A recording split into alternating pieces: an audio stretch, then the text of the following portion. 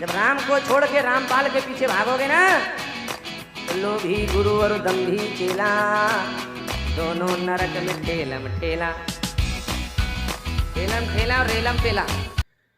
नमस्कार दोस्तों, स्वागत है आप सबका हमारे फिर से नए वीडियो में। दोस्तों हम लेके आए हैं आध्यात्मिक ज्ञान चर्चा दो संतों के बीच में। एक तरफ है जगत गुरु तत्वदर्शी संत रामपाल जी महाराज जी, दूसरी तरफ है बाबा राजीव लोचन दास जी महाराज। एक और नए बाबा जी आ गए, राजीव लोचन दास जी महाराज जी, क्योंकि रोज रोज नए नए बाबा लॉन्च होते हैं। आज ये बाबा जी आए हुए हैं, इनका भी आज हम पोस्टमार्टम करने वाले हैं। दोस्तों आज की वीडियो बहुत ही इंटरेस्टिंग होने वाली है। दोस्तों आप लोगों ने अभी तक हमारी वीडियो को लाइक नहीं किया है तो पहले वीडियो को लाइक कर दें, और चैनल पर नए हैं तो चैनल को सब्सक्राइब करके बेल आइकन की घंटी ऑल पर कर लें, क्योंकि हम ऐसे ही बाबाओं का भंडाफोड़ करने आते रहते हैं।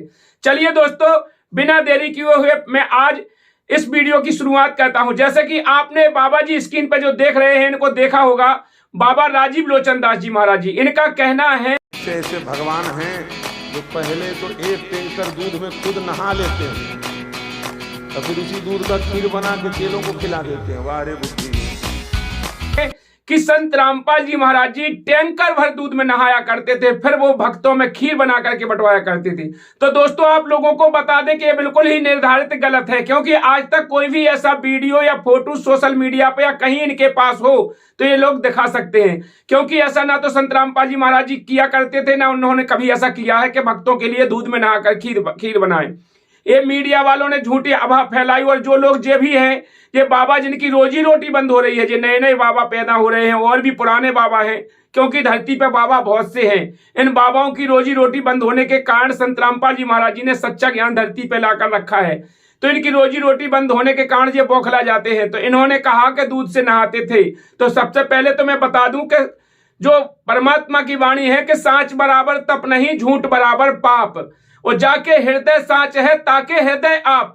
सबसे बड़े तो आप झूठी कपटी हो कि आप झूठ बोल करके ऐसी अफवाह फैला रहे हो, जो बिना देखे बिना सबूत के बिना बुनियाद के आप लोग ऐसा झूठ बोलते हो।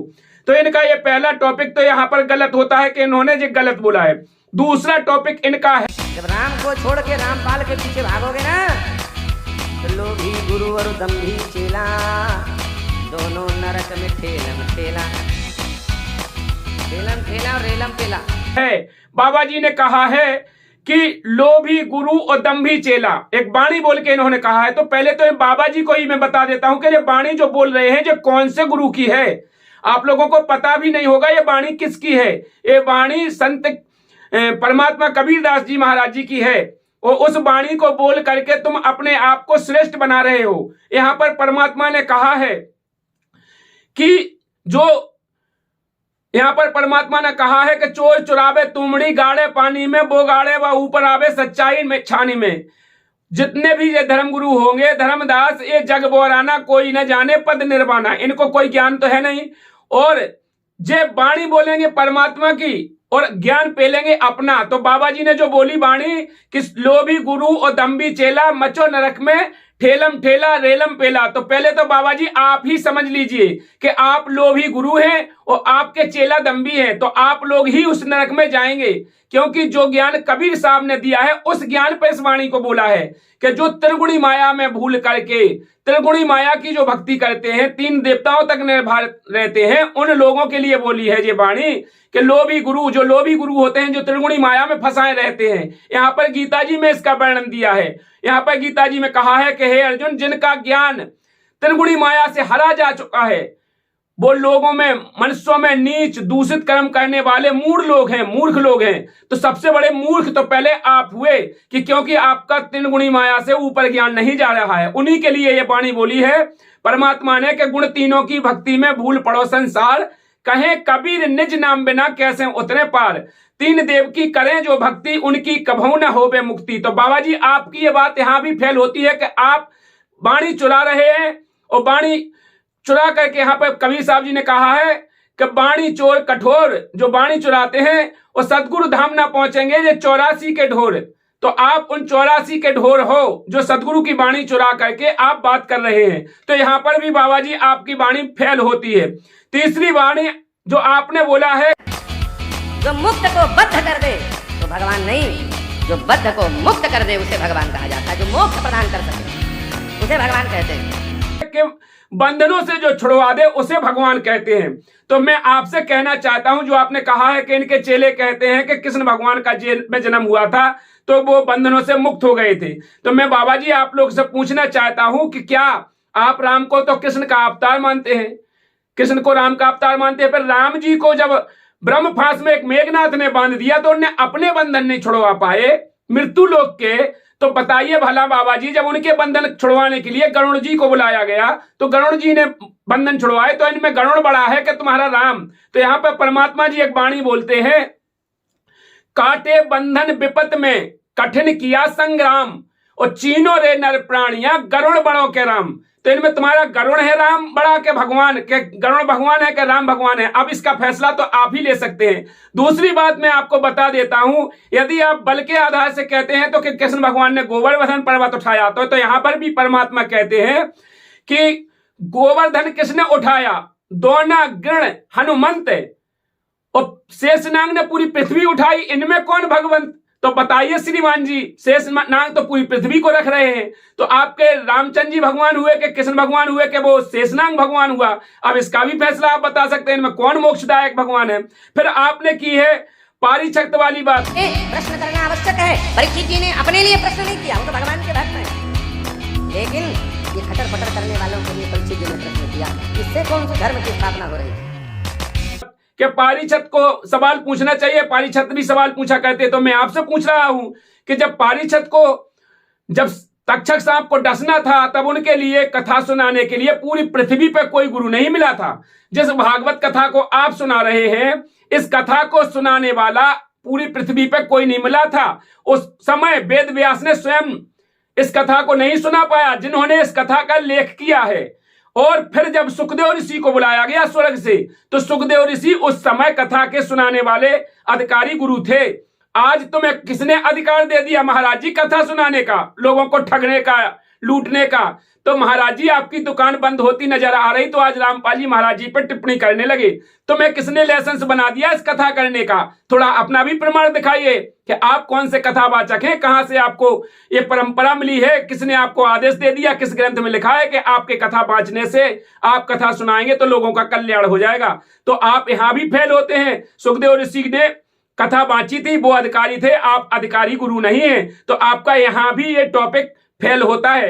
चलिए बात कर लेते हैं आप आगे की, जो आपने कहा था सारे धर्म, सारे शुभ कर्म, सारे पुण्य, ये आपको भक्ति प्रदान करने में समर्थवान नहीं। आपने कहा था कि कौन से धर्म की स्थापना हो रही है ऐसे लोगों से, तो मैं आपको बता देता हूं महाराज जी, संत रामपाल जी महाराज जी ने एक सच्चे सनातन धर्म की स्थापना की है, जो अभी तक आप लोगों ने इस धर्म को नष्ट किया था।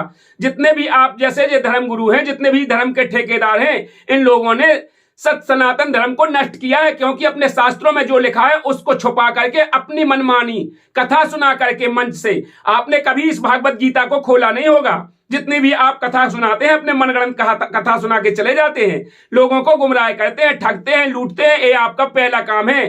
तो यहां पर गीता जी में जो बताया है कि जो भी संत होगा वो तत्वदर्शी होगा। आपको कौन सा अधिकार है, आप कौन से धर्म की स्थापना कर रहे हैं? तो यहां पर संत रामपाल जी महाराज जी सत सनातन धर्म की स्थापना कर रहे हैं, जो हमारे शास्त्रों में लिखा है वो सत भक्ति देकर लोगों का कल्याण कर रहे हैं। आप कहते हैं कि मोक्ष का तो आपको परिभाषा का भी पता नहीं है। मोक्ष किसे कहते हैं? मोक्ष खाने वाली चीज है कि मोक्ष पीने वाली चीज है कि किसी को देने वाली चीज है कि कोई लगाने वाली चीज है? बाबा जी, जटा जूट रखाने से, तिलक लगाने से, एक जूड़ा मूड़ा बांधने से कोई संत नहीं हो जाता है।